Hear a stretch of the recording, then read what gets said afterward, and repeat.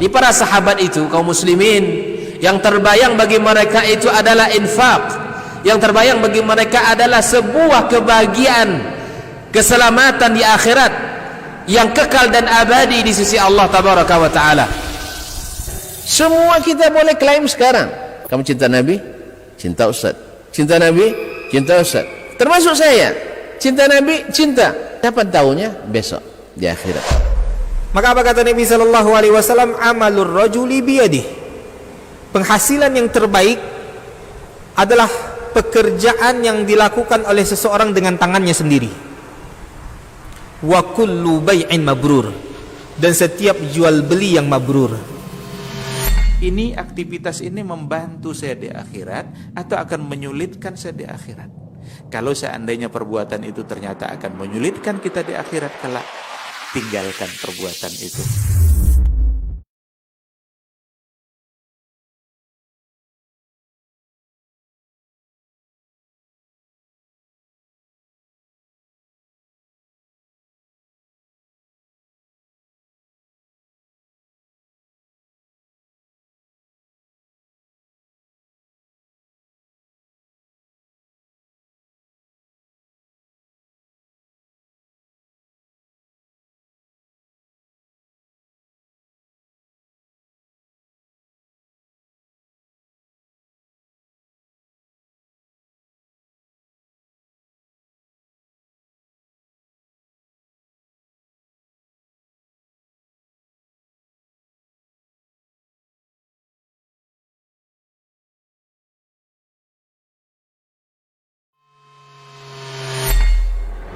Di para sahabat itu, kaum muslimin, yang terbayang bagi mereka itu adalah infak, yang terbayang bagi mereka adalah sebuah kebahagiaan, keselamatan di akhirat yang kekal dan abadi di sisi Allah tabaraka wa taala.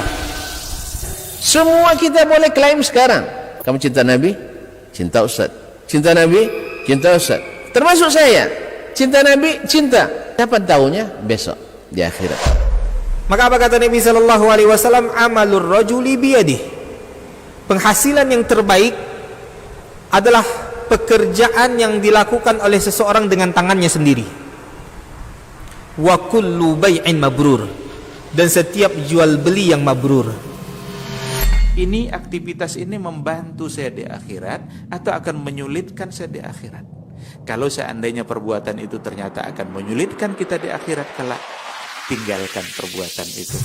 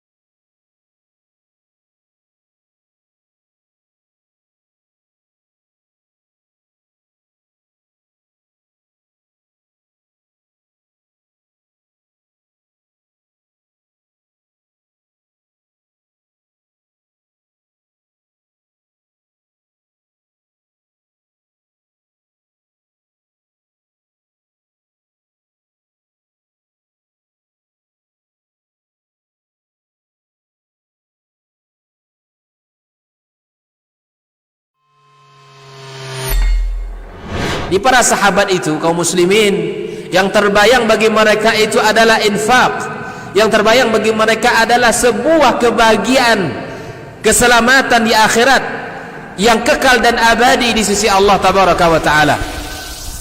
Semua kita boleh klaim sekarang, kamu cinta Nabi, cinta Ustaz. Cinta Nabi, cinta Ustaz. Termasuk saya, cinta Nabi, cinta. Kapan tahunya? Besok di akhirat. Maka apa kata Nabi sallallahu alaihi wasallam? Amalur rajuli biyadihi. Penghasilan yang terbaik adalah pekerjaan yang dilakukan oleh seseorang dengan tangannya sendiri. Wa kullu bai'in mabrur, dan setiap jual beli yang mabrur. Ini aktivitas ini membantu saya di akhirat atau akan menyulitkan saya di akhirat. Kalau seandainya perbuatan itu ternyata akan menyulitkan kita di akhirat kelak, tinggalkan perbuatan itu.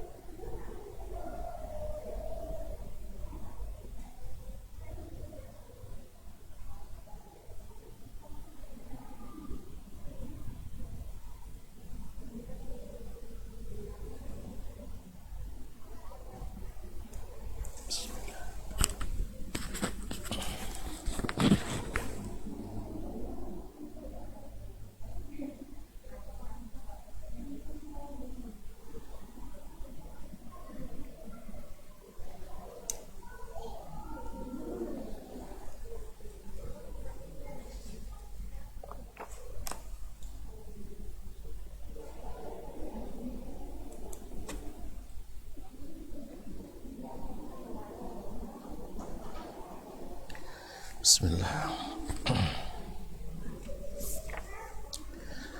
Assalamualaikum warahmatullahi wabarakatuh.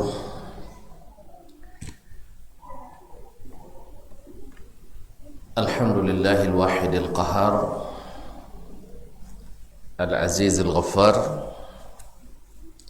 muqawwiril layli 'alan nahar, tabsiratan li ulil qulubi wal absar. أشهد أن لا إله إلا الله وحده لا شريك له الملك الجبار وأشهد أن محمدا عبده ورسوله السيد المختار صلى الله عليه وعلى آله الأطهار وأزواجه ومن تبعهم بإحسان ما تعاقب الليل والنهار أما بعد فأوصي نفسي وإياكم وإياكن بتقوى الله عز وجل فإنه قد فاز المتقون يا أيها الذين آمنوا اتقوا الله حق تقاته ولا تموتن إلا wa antum muslimun. Kaum muslimin dan muslimat, khususnya para ummahat dan akhwat yang hadir di Masjid At-Taubah Bangkinang pada kesempatan yang berbahagia ini di petang hari setelah asar menjelang maghrib. Mudah-mudahan di waktu yang mustajab kita berharap kepada Allah SWT, mudah-mudahan kehadiran kita ini dinilai Allah sebagai tanda syukur kita kepadanya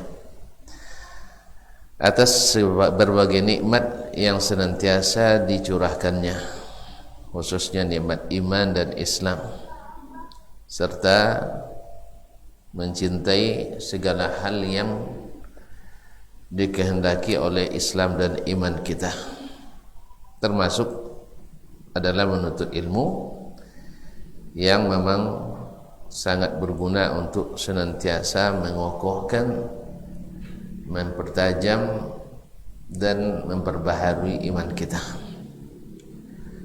Oleh itu sekali lagi kita bersyukur kepadanya atas nikmat yang besar ini. Semoga senantiasa menyertai kita, amin ya rabbal alamin.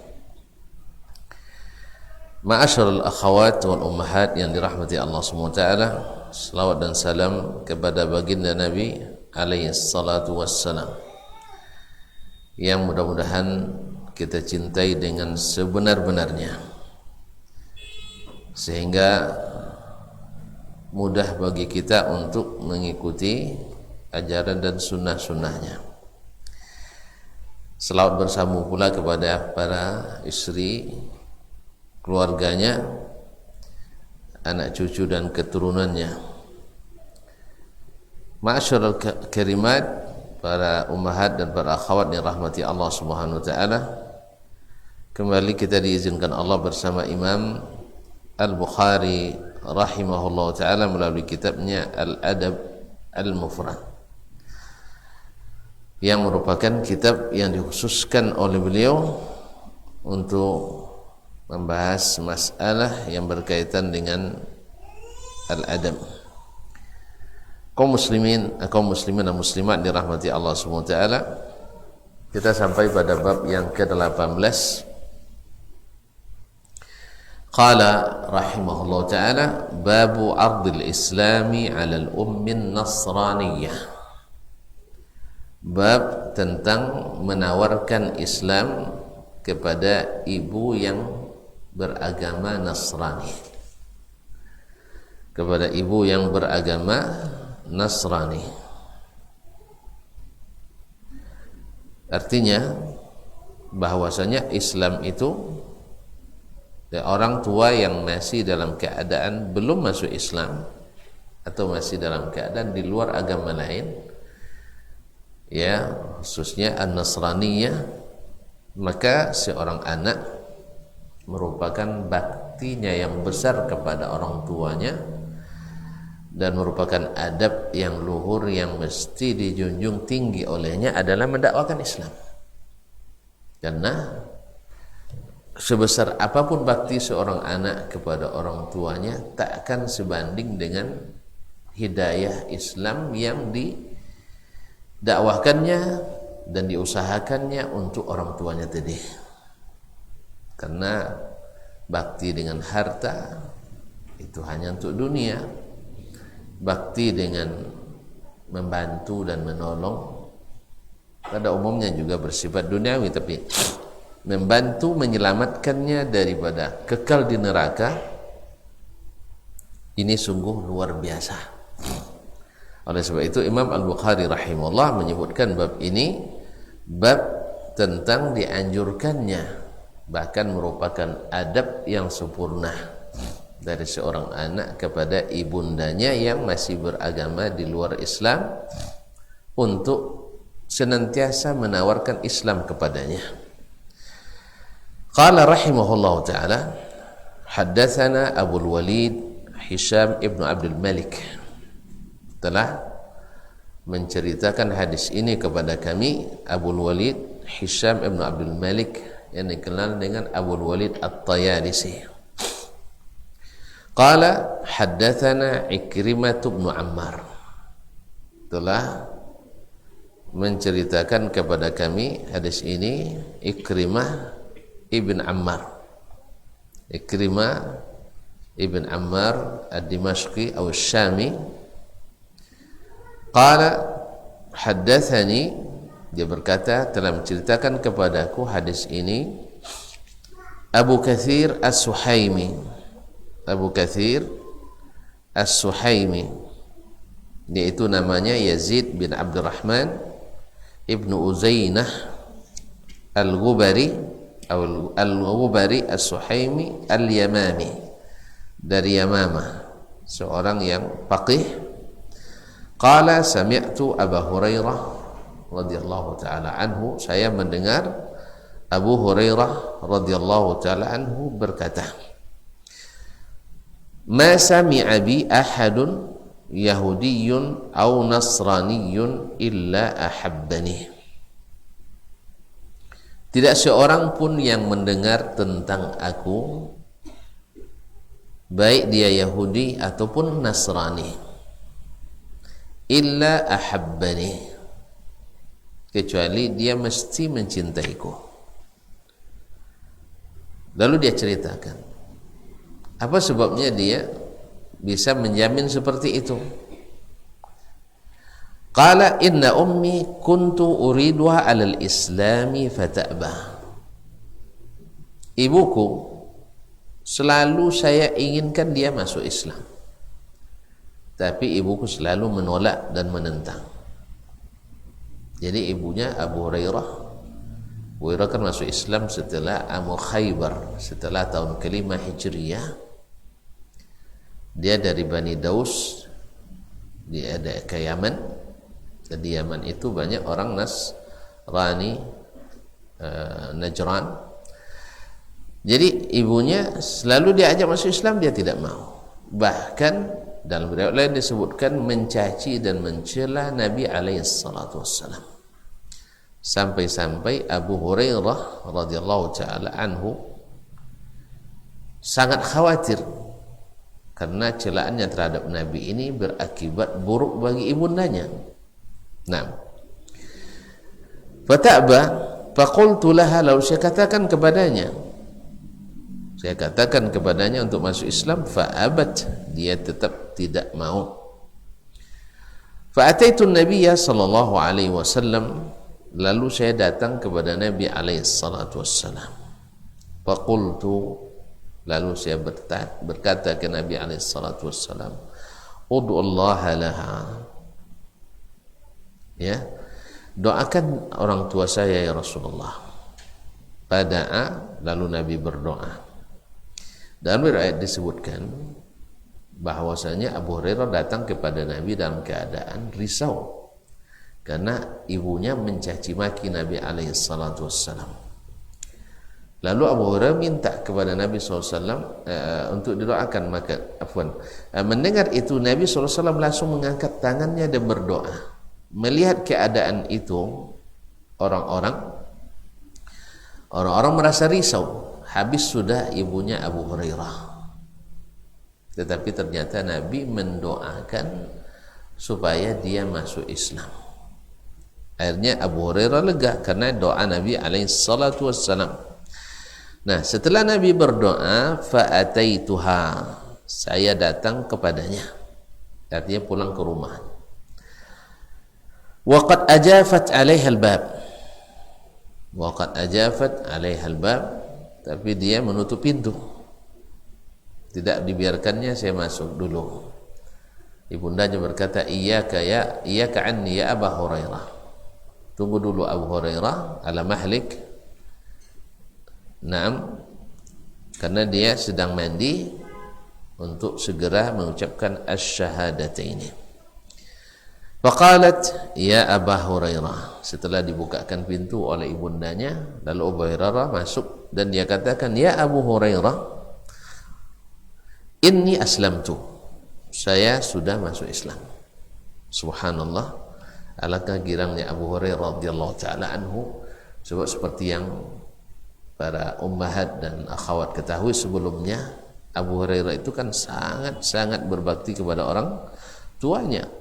Nah, sekarang dengan masuk Islam ibunya, berarti catatan baktinya kepada orang tuanya semakin besar, semakin panjang, karena dia berhasil dengan izin Allah. Kemudian dakwahnya yang tak pernah bosan, kemudian dibantu dengan doa-doa Nabi alaihi salatu wassalam.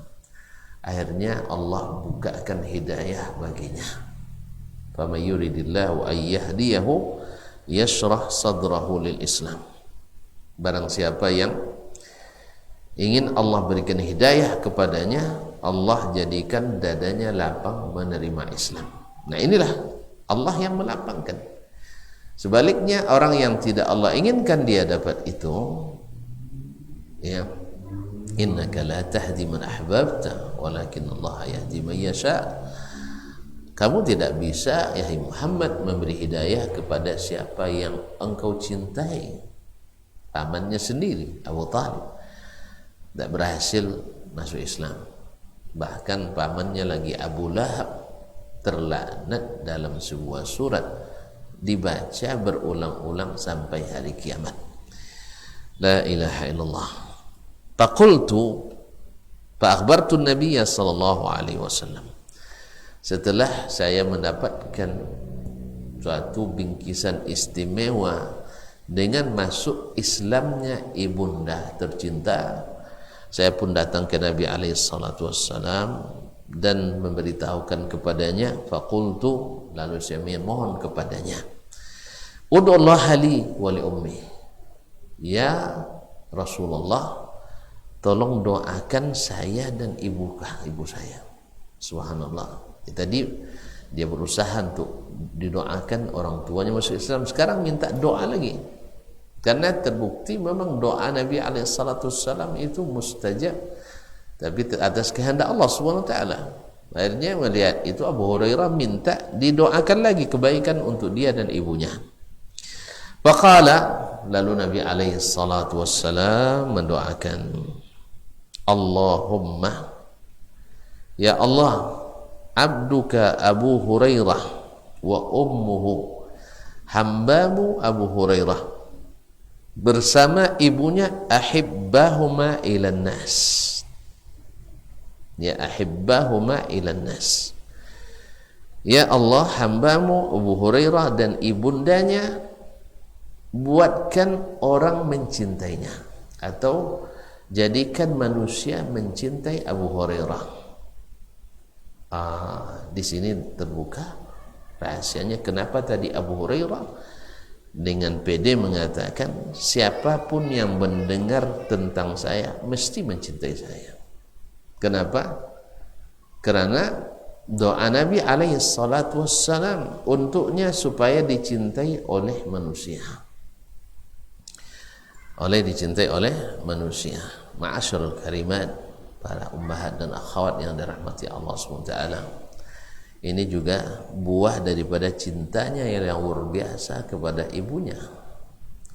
Ya, cintanya yang luar biasa kepada ibunya, walaupun dalam keadaan masih musyrik, tapi dia tidak pernah bosan, tidak pernah lelah dan menyerah untuk memasukkan Islam kepada ibundanya.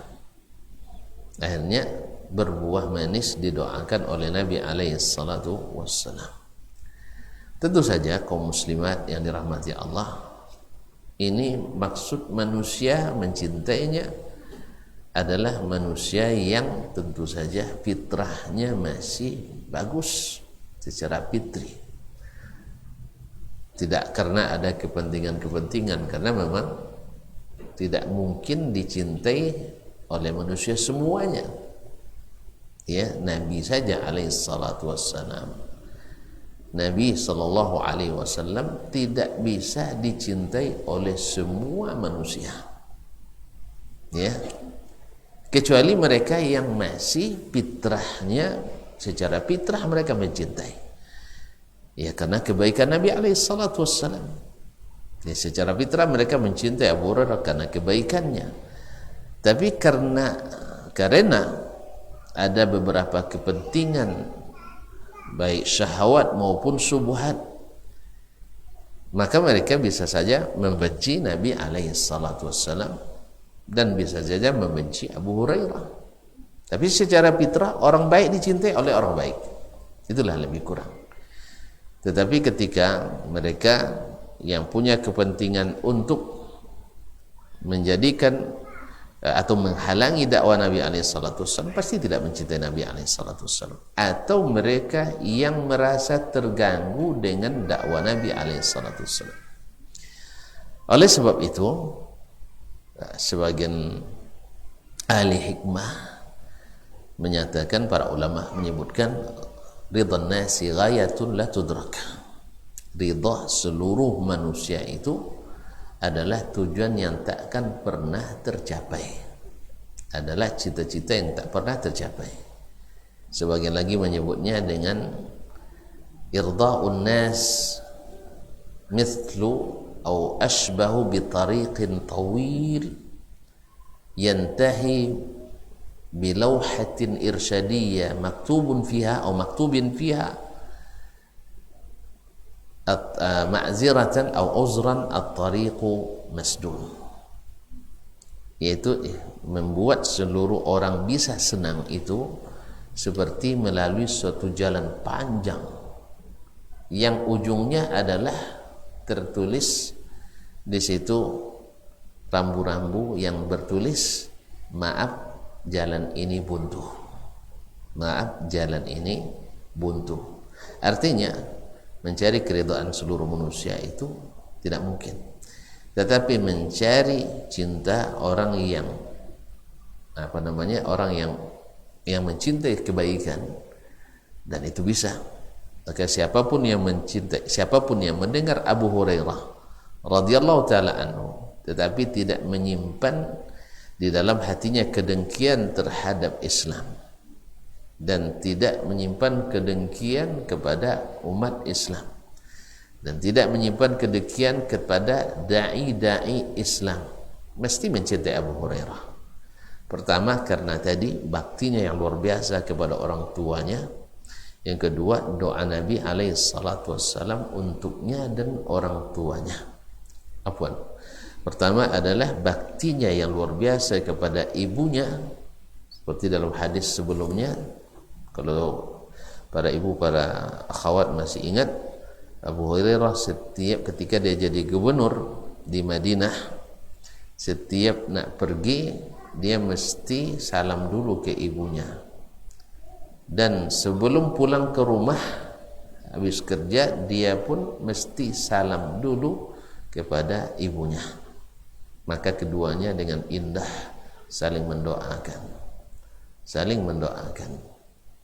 ya rahimakillah kama rabbaitini saghira, semoga Allah merahmatimu wahai ibu seperti engkau telah mendidikku di waktu aku masih kecil. Ibunya pun menjawab, alaikassalam ya bunai, wahai anakku, semoga salam keselamatan untukmu. Rahimakallah kama barartani kabira, semoga Allah senantiasa merahmatimu karena engkau telah berbakti kepadamu di waktu dewasa. Jadi anak mendoakan ibunya karena jasanya membesarkan anaknya, dan si ibu pun mendoakan anaknya yang tak melupakan jasa itu di masa tuanya. Semoga Allah SWT menjadikan kita orang yang mencintai Abu Hurairah radhiyallahu ta'ala anhu, sehingga termasuk kita dalam doa Nabi alaihi salatu wassalam, Allahumma abduka Abu Hurairah wa ummuhu ahibbahuma ilan nas. Ya Allah, hambamu Abu Hurairah dan ibunya jadikanlah mereka berdua dicintai oleh manusia.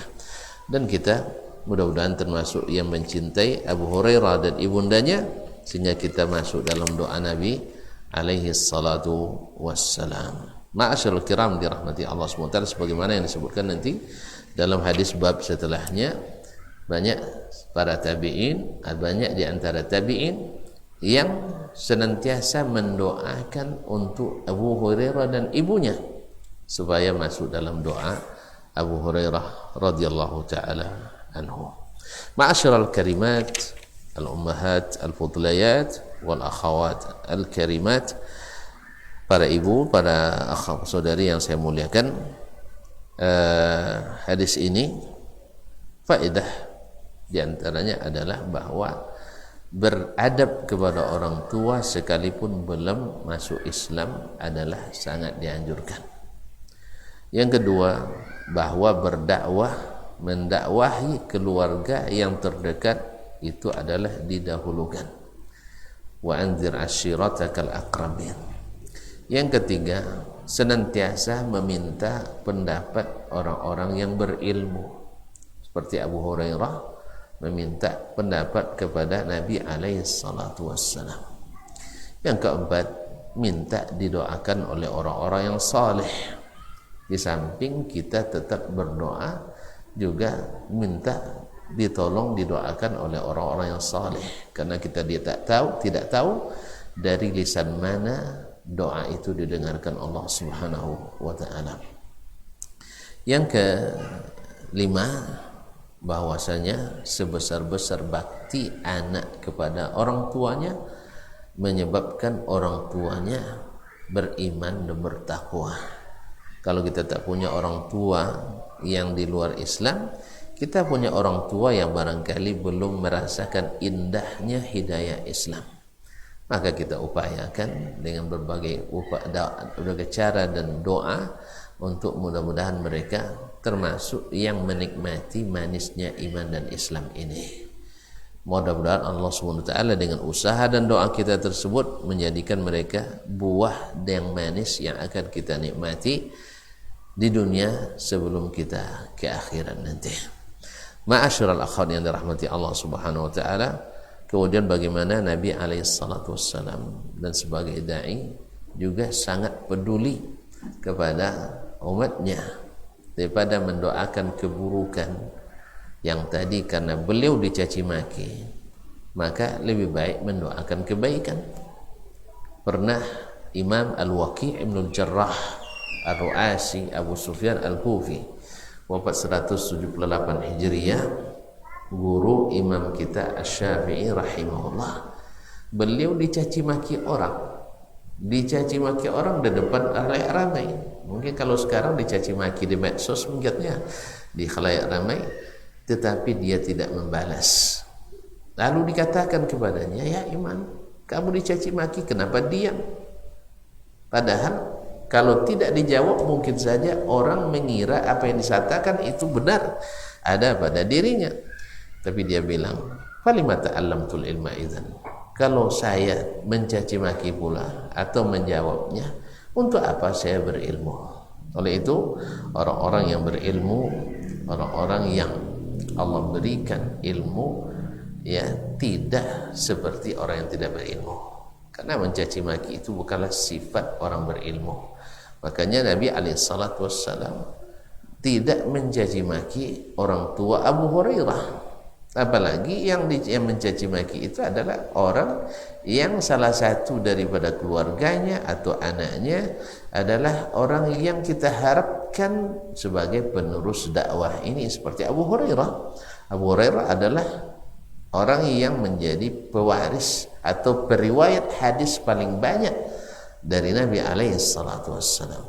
Maka Nabi pun sallallahu alaihi wasallam mendoakannya, memohon kepada Allah untuk diislamkan ibunda Abu Hurairah sehingga minatnya untuk belajar ilmu semakin kokoh dan akhirnya dia menikmati kebersamaan dengan orang tuanya dengan iman dan Islam.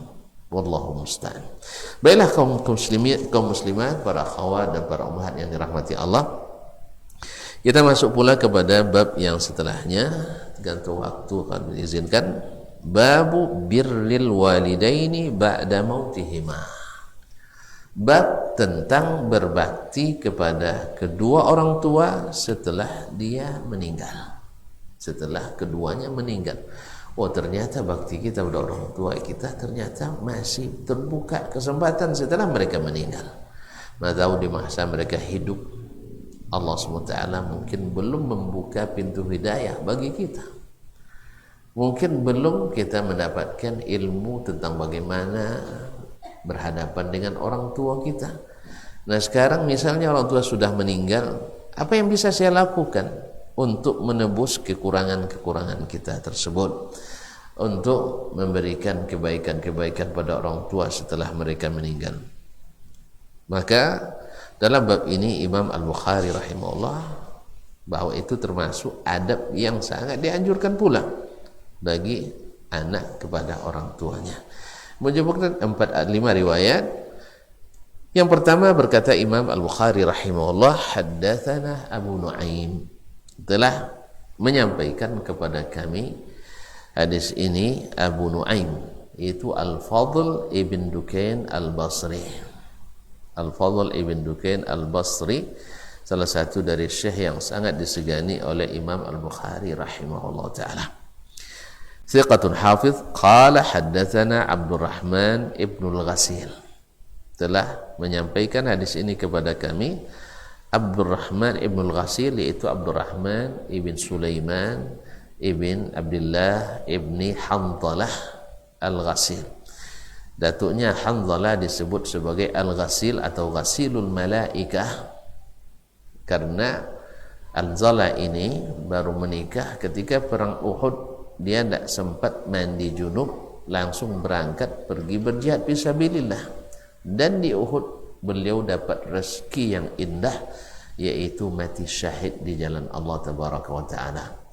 Nah karena belum mandi tadi, beliau pun dimandikan oleh para malaikat, sehingga dikenallah dengan Ghasilul Malaikah, yaitu mayat yang dimandikan oleh malaikat. Oleh itu kaum muslimat yang dirahmati Allah, kita bila di jalan kebaikan, di jalan kebenaran, di jalan yang hak, mati dalam keadaan apapun tak perlu khawatir, tidak perlu takut. Mati dimanapun, tak dikuburkan orang, tak disolatkan orang, tak masalah. Karena apa? Karena kita dalam kebaikan. Dalam kebaikan, walaupun kita semuanya berharap tentu saja semuanya berjalan dalam keadaan normal, dalam keadaan baik, ya seperti mana orang-orang yang meninggal diselenggarakan, kita ingin seperti itu, didoakan oleh orang ramai. Tapi bila Allah menghendaki suatu keadaan, mungkin kita dalam keadaan yang tidak bisa mendapatkan apa yang didapatkan oleh yang lain, tapi tidak perlu khawatir, karena sesungguhnya Allah SWT Maha tahu apa yang ada dalam hati kita, dan tak satu pun luput dari catatannya, dari amal-amal kita. Berkata dia, qala akhbarani Usaid atau Asid ibnu Ali ibn Ubaid, telah menceritakan kepadaku Asid ibn Ali ibn Ubaid Al-Ansari As-Sa'idi Al-Ansari Al-Khazraji, yaitu makbulun iza tubi, artinya riwayat dia terima kalau ada yang menguatkan, tapi sanad ini tidak ada yang menguatkannya, sehingga didhaifkan oleh sebagian ulama, di antaranya Syekh Al-Albani rahimahullah ta'ala. An abihi, dari bapaknya yaitu Ali bin Ubaid As-Sa'idi Al-Ansari, juga makbul, annahu sami'a Aba Usaid, bahwa dia mendengar Abu Usaid Al-Ansari Al-Khazraji yuhaddithul qaum, bercerita kepada masyarakat atau kepada jemaah. Qala kunna indan Nabi sallallahu alaihi wasallam, mereka selalu menceritakan kami bersama Nabi sallallahu alaihi wasallam. Jadi indah kaum muslimat yang dirahmati Allah ketika disandarkan ceritanya ke Nabi alaihi salatu wassalam. Ya, kami bersama Nabi sallallahu alaihi wasallam. Kita juga harusnya hari ini dakwahnya juga seperti itu. Kami mendengar Nabi, kami mendengar Nabi bersabda, artinya melalui sanad-sanad yang sahih kepada kita dari kitab-kitab para ulama kita. Jadi semuanya Nabi sallallahu alaihi wasallam dan para sahabatnya, karena mereka adalah generasi terbaik yang kita disuruh untuk meneladaninya, bukan buat-buat sesuatu yang tidak ada dasar sama sekali. Mereka meninggalkan itu bukan karena mereka tidak tahu, tapi mereka tahu bahwa itu tidak yang dianjurkan dan diterima atau yang diinginkan oleh Allah SWT daripada kita. Oleh itu Beginilah para sahabat dulu, demikian para tabi'in, tabi'in, para ulama yang mendengarkan sabda Nabi alaihi salatu wassalam.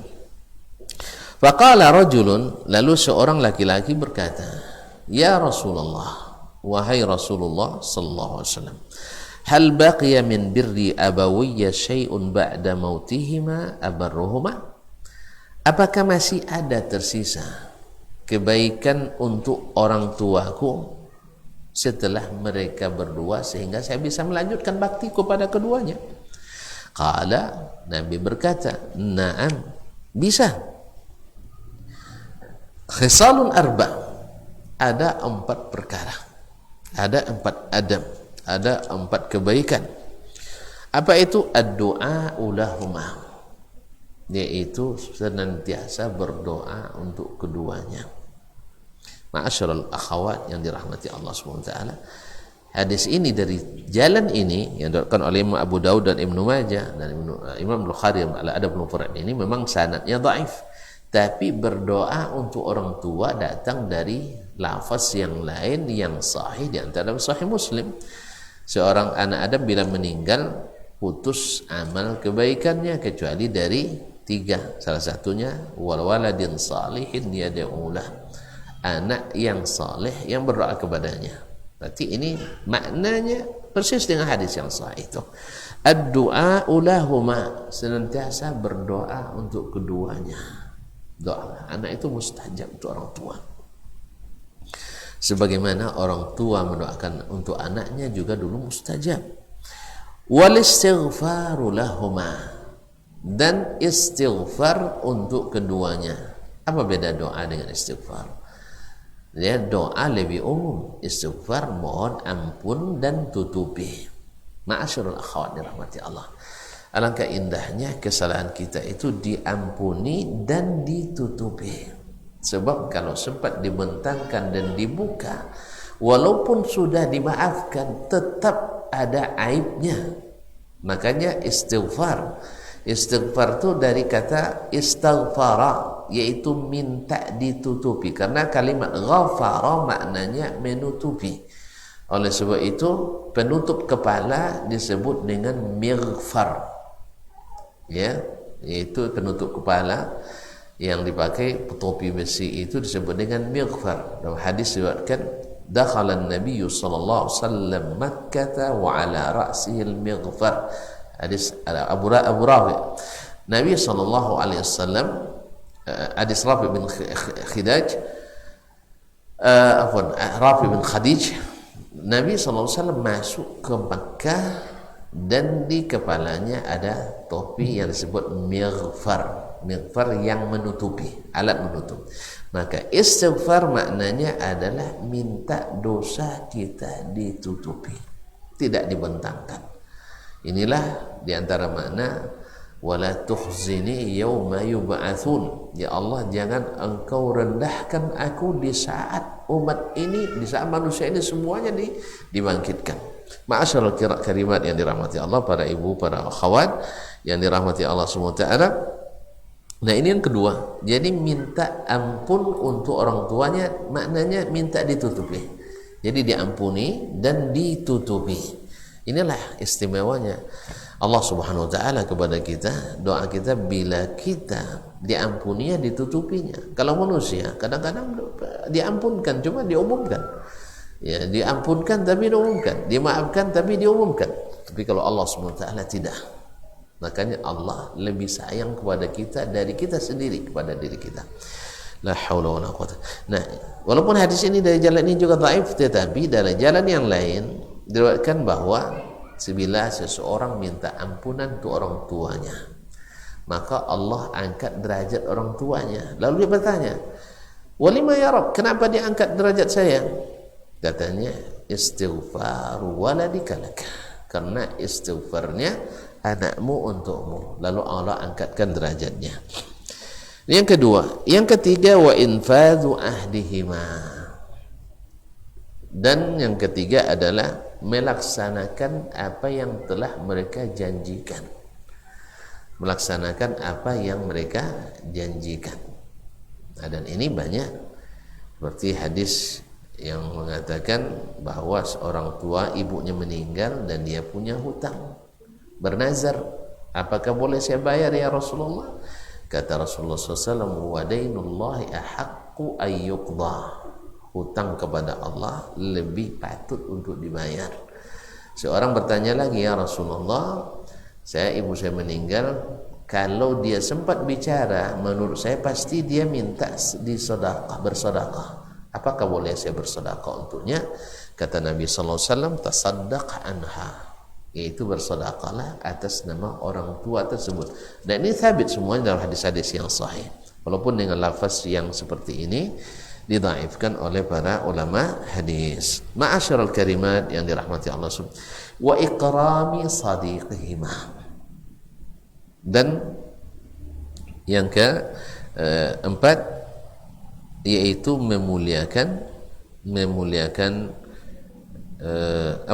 yang pertama dan kedua itu berdoa dan istighfar, yang ketiga melaksanakan janji, yang keempat adalah memuliakan teman-temannya. Ma'asyiral karimat yang dirahmati Allah SWT. Jadi ada orang tua kita yang punya sahabat-sahabat. Ya, ini juga dianjurkan dalam Islam untuk memuliakan mereka. Karena mencintai itu adalah mencintai orang yang dicintai oleh yang kita cintai. Nah, ini sahabatnya dia ada orang yang cintai. Bukti cinta kita kepada Allah, kepada orang tua adalah mencintai dan mencintai dan menghormati orang-orang yang mereka hormati dan cintai. Ya, ma'asyiral karimat dirahmati Allah. Yang keempat di antara yang bisa kita dengannya berbakti pada orang tua, wasilatur rahim allati la rahima laka illa min qibalihima, yaitu menyambung silaturahim yang tak datang kecuali melalui orang tua ini. Jadi hubungan kita ya tidak ada dengannya kecuali melalui orang tua kita itu. Siapa? Ya tentu saja datuk kita. Ya, tidak ada jalan kepadanya kecuali melalui ayah tadi, nenek kita, kemudian paman-paman, bibi-bibi kita, kemudian sepupu-sepupu. Karena memang mereka orang yang terdekat, yang silaturahim yang terdekat itu melalui mereka. Kalau misalnya ayah yang sudah meninggal, berarti saudara-saudara atau yang sedarah dengan ayah itu adalah rahim yang mesti kita sambung. Karena mereka, dan ini adalah salah satu atau bentuk bakti anak kepada orang tuanya yang sudah meninggal. Atau bila ibu yang meninggal juga demikian. Kaum muslimat yang dirahmati Allah SWT. Jadi hadis ini Masya Allah tabarakallah, dia dari sisi sanadnya memang dhaif, tetapi semua makna yang terkandung di dalamnya datang dalam hadis-hadis yang sahih. Ini juga suatu bukti keindahan Islam. Barang siapa yang luput baginya di masa hidup orang tuanya, tidak perlu putus asa. Di saat dia sudah kembali menyadari ternyata masih banyak peluang-peluang berbakti kepada orang tua tersebut.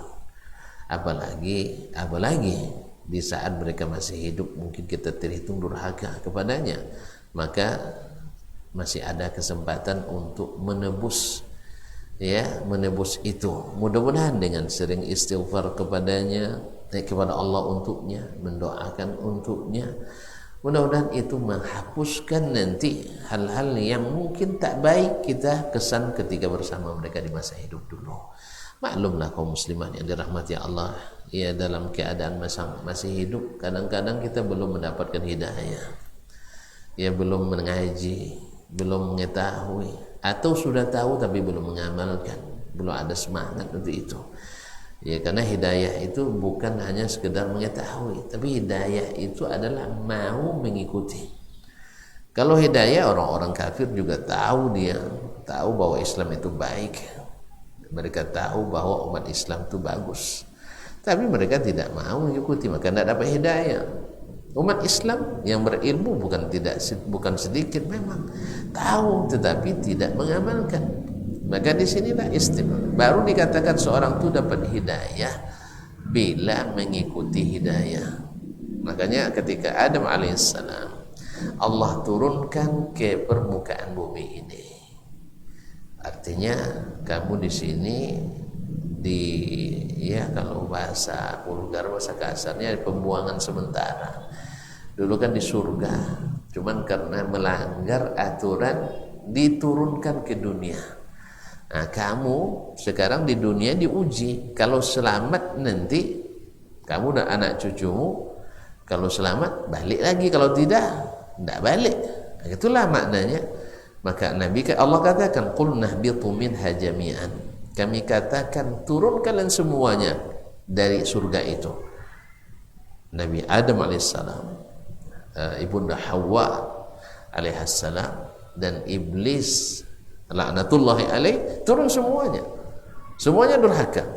Cuman Adam alaihissalam durhaka mau mengaku salah, sehingga Allah firmankan atau ilhamkan kepadanya kalimat-kalimat untuk taubat. Iblis jelas-jelas salah tetapi membangkang, tidak mau mengakui salah, sehingga terlaknat. Cuman hukuman tetap diturunkan di dunia, yaitu turun ke dunia ini. Cuma iblis tak ada harapan balik ke surga karena durhaka, tidak mau mengakui. Sedangkan Adam alaihissalam mau mengakui kesalahannya, akhirnya ada kesempatan balik lagi. Gimana cara balik? Allah yang tentukan. Qul nahbitu minha jami'an fa imma ya'tiyannakum minni huda. Apabila datang kepada kalian dariku petunjuk, berarti petunjuk itu datang dari Allah SWT. Faman tabi'a hudaya, siapa yang ikut petunjukku. Jadi bukan faman alima hudaya, siapa yang mengetahui petunjuk, tidak. Kalau yang mengetahui banyak, kita berjalan tuh banyak, tahu rambu-rambu lalu lintas itu banyak, tapi yang mengikuti tidak banyak. Tapi yang mengetahui ramai. Sama juga dengan rambu-rambu agama. Kita tahu ini tidak disyariatkan, tapi kita langgar juga. Kita tahu kita ini maksiat, kita buat juga. Ini katanya tidak dicintai Allah, tetapi karena keinginan masyarakat kita ikuti juga. Tahu semuanya, tapi yang tahu itu tidak menyelamatkan. Yang menyelamatkan tahu itu adalah mengikuti yang kita ketahui tadi. Faman tabi'a hudaya fala khaufun 'alaihim wa lahum yahzanun. Siapa yang mengikuti petunjukku tidak perlu takut, tak perlu khawatir. Insyaallah sampai ke surga kembali. Ma'asyiral karimat yang dirahmati Allah SWT. Oleh sebab itu mungkin di masa orang tua kita hidup, kita tahu durhaka tak baik, tapi kita belum mengikuti tahunya itu, belum mengamalkannya. Nah sekarang tentu baru kita mungkin ada penyesalan. Ya, menyesallah kita. Kenapa di masa mereka hidup pintu surga yang paling tengah itu kita sia-siakan? Ya, karena al-walid awsatu awabil jannah. Ya, bahwasanya orang tua itu adalah pintu surga paling tengah. Siapa yang nak masuk dari pintu paling tengah, orang tua lah jalannya. Jihad yang setinggi-tingginya. Ma'asyiral kiram, kalimat yang dirahmati Allah SWT. Nah, ternyata masih ada kesempatan-kesempatan, mudah-mudahan menjadi pengobat penyesalan, menjadi pembuat atau pengganti dan penebus kekeliruan yang pernah terjadi. Bagi yang sudah Masya Allah diberikan Allah hidayah dari awal dan mau mengikutinya, dan Masya Allah berbakti pada orang tua semasa hidupnya, juga masih punya kesempatan besar dengan senantiasa berdoa, istighfar untuknya, melaksanakan janjinya, kemudian menghormati teman-temannya, dan menyambung silaturahim dengan orang-orang yang silah itu tak kita punya kecuali melalui mereka. Allah musta'an, semoga Allah mudahkan hal tersebut bagi kita semuanya. Ada 4 hadis lagi dalam bab ini, cuma karena melihat waktu yang mungkin tidak mengizinkan, kita cukupkan sampai di sini. Barangkali kalau ada beberapa hal yang perlu ditanyakan, dipersilahkan kepada para ibu, para akhwat yang dirahmati Allah Subhanahu wa taala.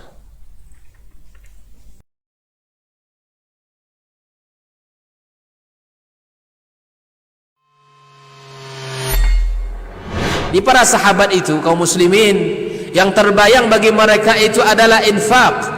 yang terbayang bagi mereka adalah sebuah kebahagiaan, keselamatan di akhirat yang kekal dan abadi di sisi Allah tabaraka wa taala. Semua kita boleh klaim sekarang, kamu cinta Nabi, cinta Ustaz. Cinta Nabi, cinta Ustaz. Termasuk saya, cinta Nabi, cinta. Kapan tahunya? Besok di akhirat. Maka apa kata Nabi sallallahu alaihi wasallam? Amalur rajuli biyadihi.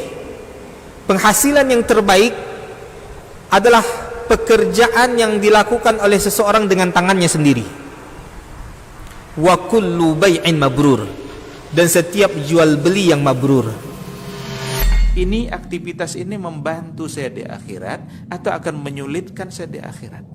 Kalau seandainya perbuatan itu ternyata akan menyulitkan kita di akhirat kelak, tinggalkan perbuatan itu.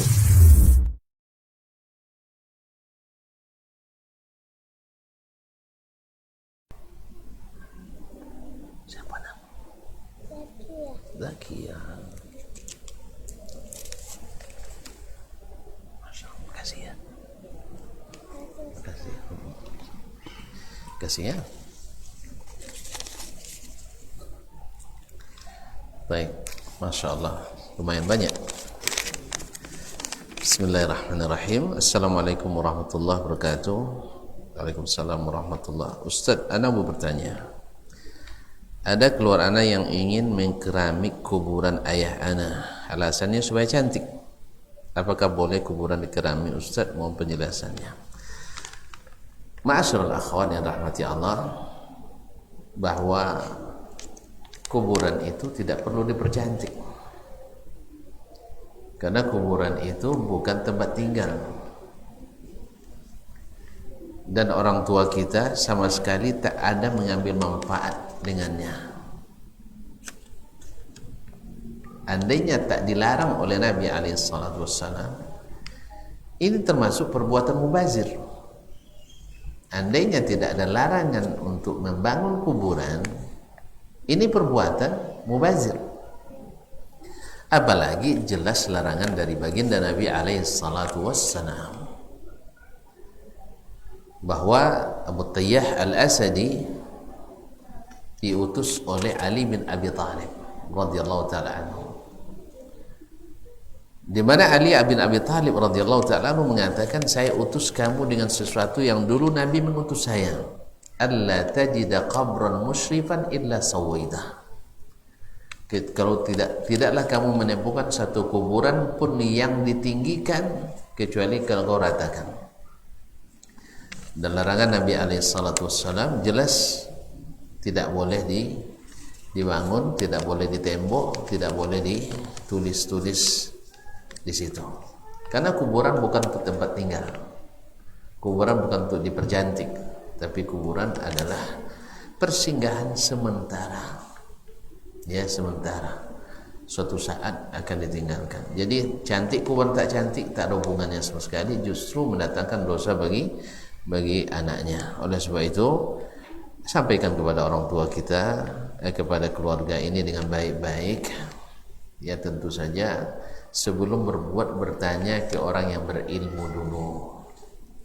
Sebab ya, bertanya kepada orang yang tidak berilmu, pasti alasannya adalah semuanya dengan pikiran dan perkiraan. Allah musta'an. Baik, pertanyaan kedua. Assalamualaikum warahmatullahi wabarakatuh. Mohon berikan saya nasihat gimana sikap saya terhadap orang tua saya yang masih Nasrani dan sudah putus komunikasi selama 2 tahun ini disebabkan suami melarang.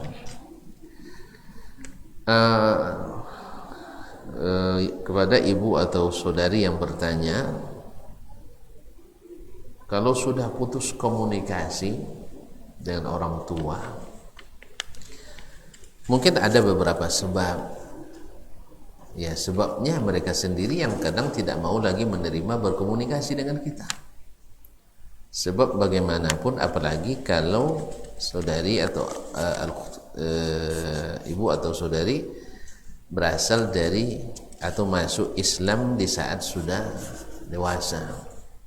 Jadi mereka mungkin sebagai hukuman baginya, hukuman dari orang tuanya terhadap anaknya dengan harapan mereka ingin kita kembali kepada kekufuran tersebut. Nah, oleh sebab itu nasihat saya, kalau memang mereka tidak menerima berkomunikasi, ya tidak lain dan tidak bukan adalah sabar. Ya, ini ujian yang dihadapi oleh para sahabat dulu lebih dahsyat daripada yang kita hadapi hari ini. Pernah di hadapan Imran bin Husain atau Huzaifah bin Yaman, beberapa orang pemuda dari kalangan tabi'in mengatakan, yakni alangkah berbahagianya tuan-tuan dulu karena hidup bersama Nabi alaihi salatu wassalam. Lalu dia bilang, "Na'am, la tatamannu syai'an qad najjakumullahu min dzalik." Jangan kamu berangan-angan mendapatkan sesuatu yang Allah sudah selamatkan kalian daripadanya. Terima kasih, jazakallah. Nah, kalian telah diselamatkan. Kami dulu katanya harus mengikut Nabi, padahal Nabi yang bilang orang tua kami di neraka. Berat luar biasa. Dan bukan hanya itu, kadang-kadang harus berhadapan dengan orang tua, dengan saudara di medan perang. Subhanallah. Sebagaimana Abu Bakar radhiyallahu ta'ala anhu bertemu di peperangan dengan anaknya. Untung saya tidak ketemu kamu, kalau tidak sudah sepenggal kamu, katanya. Subhanallah. Jadi kalau hanya sekedar putus komunikasi, insya Allah mudah-mudahan Allah ganti dengan komunikasi dengan saudara-saudara seiman. Karena hubungan iman itu lebih kuat daripada hubungan nasab.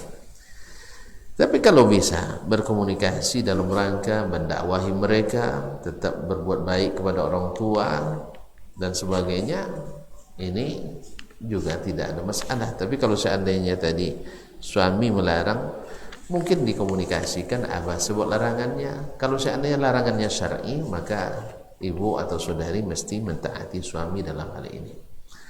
Ya, karena istilahnya kewajiban berdakwah atau berbakti kepada orang tua yang tidak muslim atau muslimah itu, ya sifatnya adalah adab, kebaikan, anjuran, bukan suatu kewajiban lagi. Wallahu ta'ala a'lam.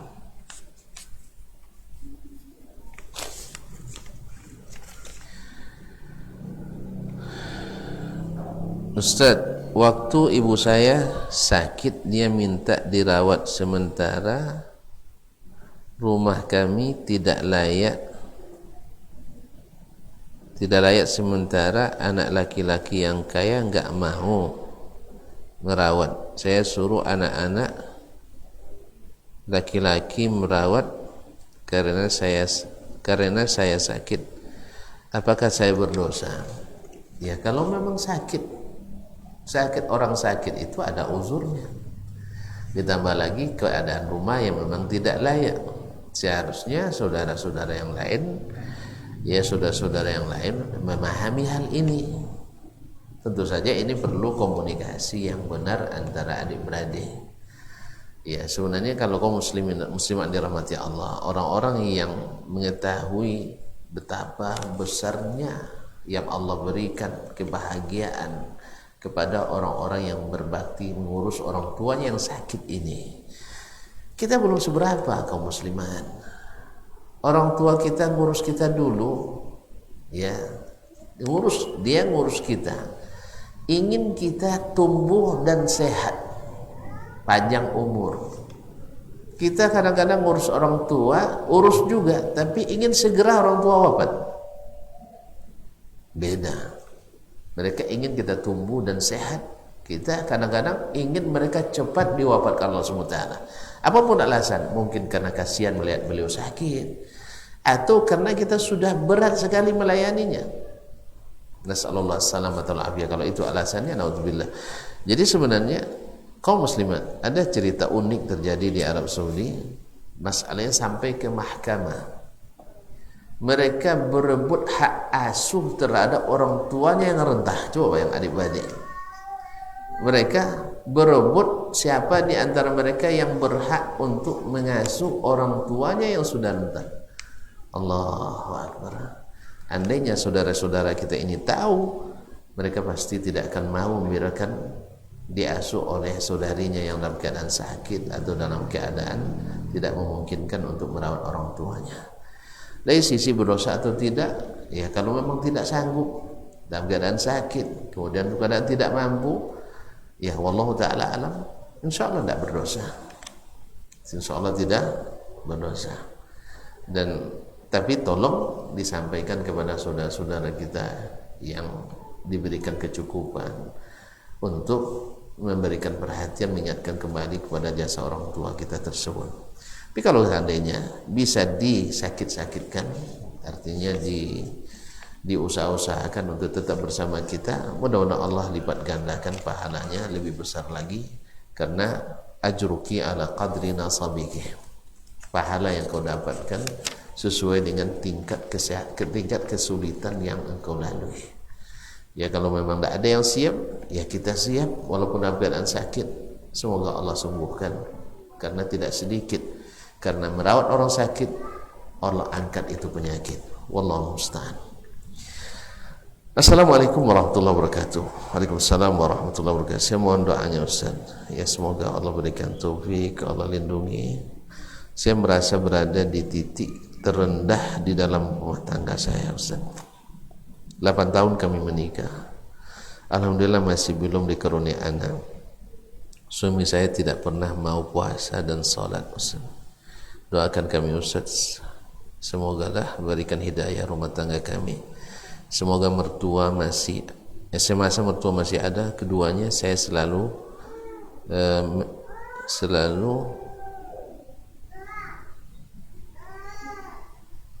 minta doa mereka Ustaz, tapi masih belum ada hidayah. Subhanallah. Semoga Allah SWT, pertama semoga Allah SWT berikan kesabaran kepada ibu dan hidayah kepada keluarga. Mudah-mudahan Allah SWT, karena putus asa tidak boleh. Putus asa tidak boleh. Karena hidayah itu kadang ada yang datangnya cepat, ada yang kadang datangnya lambat. Ada yang datangnya cepat, ada yang datangnya lambat. Oleh itu jangan berputus asa dari rahmat Allah. Jangan berputus asa dari rahmat Allah. Berapa banyak kisah orang-orang yang tadi, contohnya Abu Hurairah tadi, bukan sebentar dia harus berdoa, menasihati dan sebagainya. Bahkan di antara sahabat ada yang ibunya mogok makan, tapi dia tegas, dia katakan, nah, jadi mudah-mudahan Allah SWT ya dengan memohon dengan sesungguhnya kepadanya Allah kabulkan, dan semoga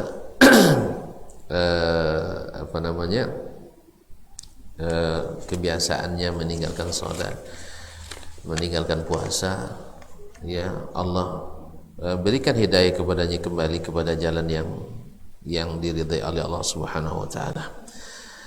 Dan sekali lagi saya katakan, tidak boleh berputus asa dari rahmat Allah Subhanahu wa taala.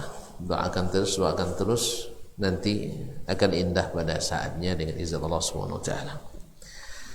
Baik. Kemudian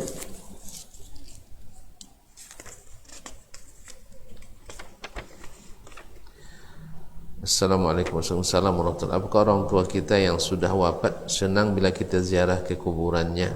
Bagaimana bila kita tidak pernah ziarah ke kuburannya, namun selalu mendoakan, apakah lebih baik daripada ziarah ke kuburannya? Ma'asyarul akhwani rahmati Allah. Ziarah kubur sangat dianjurkan dalam Islam. Baik itu dengan tujuan mendoakan orang yang meninggal, atau bagi kita ingin pula mendapatkan pahala dan ridha Allah Subhanahu wa taala. Ya, kemudian mengingatkan kita pada akhirat. Ziarah kubur itu menambah iman. Oleh sebab itu, maka sering-seringlah ziarah. Apakah mereka berbahagia dengan ziarahnya kita? Wallahu a'lam. Ya, wallahu a'lam.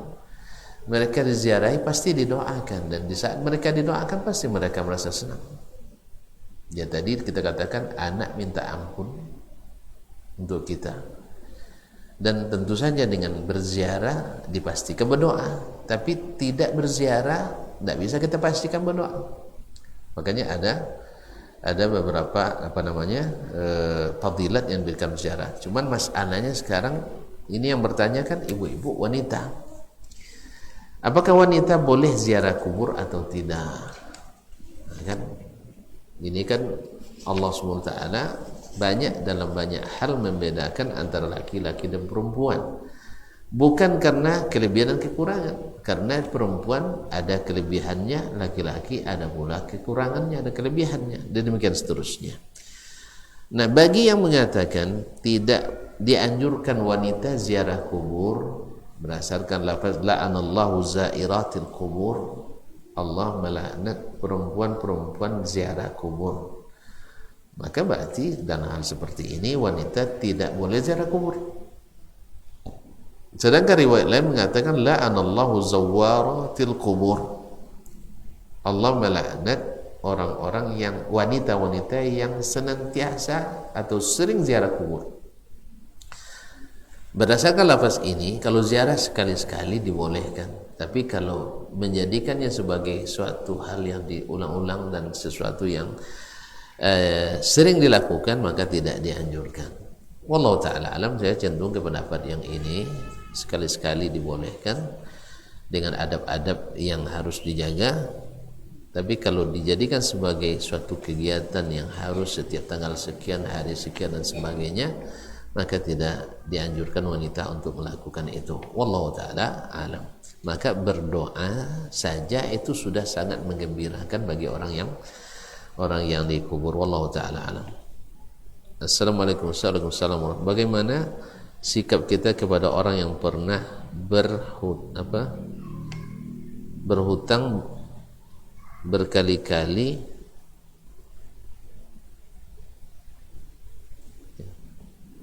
berkali-kali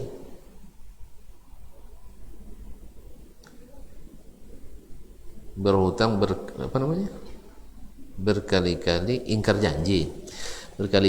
janji, dimaafkan, diberi kesempatan diulangi lagi. Bagaimana sikap kita kepada orang tua kita ketika beliau ingkar janji? Oh, berarti dua pertanyaan.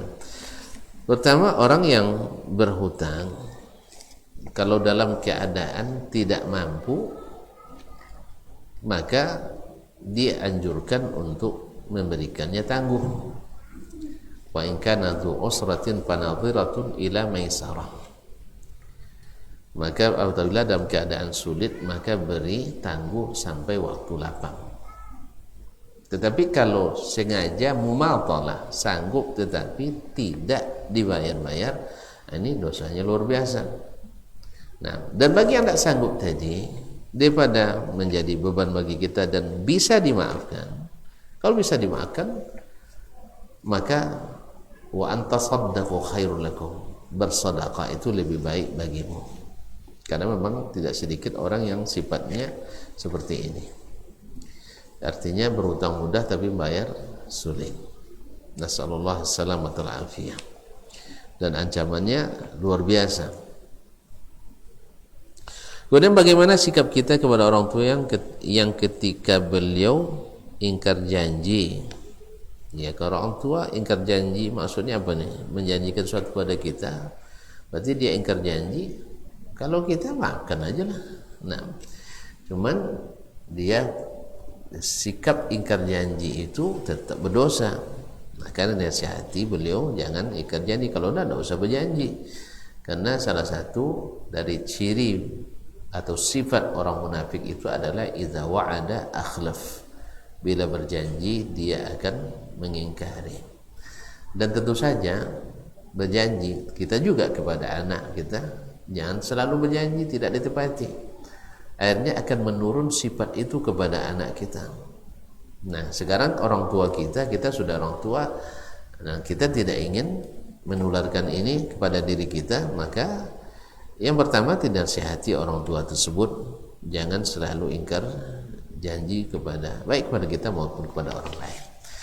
Mudah-mudahan dengan peringatan nasihat itu beliau-beliau itu akan menyadari kesalahannya dan kembali ke jalur yang benar. Wallahu taala alam. Barangkali sampai di sini kajian kita. Sampai bertemu kembali insyaallah pekan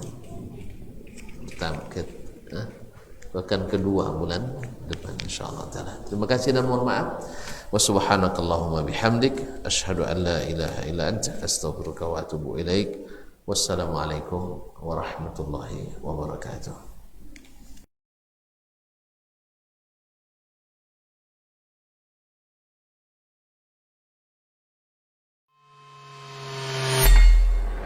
Di para sahabat itu kaum muslimin, yang terbayang bagi mereka itu adalah infak, yang terbayang bagi mereka adalah sebuah kebahagiaan, keselamatan di akhirat yang kekal dan abadi di sisi Allah tabaraka wa taala. Semua kita boleh klaim sekarang, kamu cinta Nabi, cinta Ustaz, cinta Nabi, cinta Ustaz, termasuk saya, cinta Nabi, cinta. Kapan tahunya? Besok di akhirat. Maka apa kata Nabi sallallahu alaihi wasallam? Amalur rajuli biyadih. Penghasilan yang terbaik adalah pekerjaan yang dilakukan oleh seseorang dengan tangannya sendiri. Wa kullu bai'in mabrur. Dan setiap jual beli yang mabrur. Ini aktivitas ini membantu saya di akhirat atau akan menyulitkan saya di akhirat. Kalau seandainya perbuatan itu ternyata akan menyulitkan kita di akhirat kelak, tinggalkan perbuatan itu.